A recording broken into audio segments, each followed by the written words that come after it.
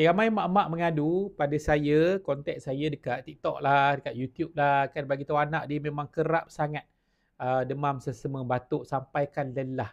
So apa yang anda boleh buat, produk semula jadi yang untuk elak kita ambil daripada produk-produk mungkin sintetik yang kita boleh bagi pada anak kita.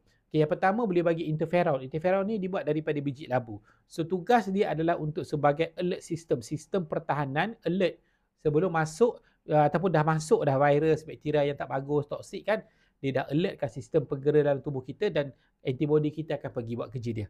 Jadi cepatlah, tak tempat jadi larat lah, tak sempat jadi teruk. Okay, yang kedua, vitamin C. Vitamin C memang untuk buat antibody, vitamin C sangat penting. Sifat dia antioksidan. Okay, tapi jangan ambil vitamin C daripada sumber-sumber yang memedihkan perut. Cuba ambil daripada sumber jagung, ada sustain release dan ada bioflavonoid. Okay, boleh dapat daripada kami lah. Okay, yang ketiga boleh dapatkan omega. Omega ni dia anti radang. Nak elak daripada berlaku sesama, batuk, sakit tekak kan. Tu semua radang.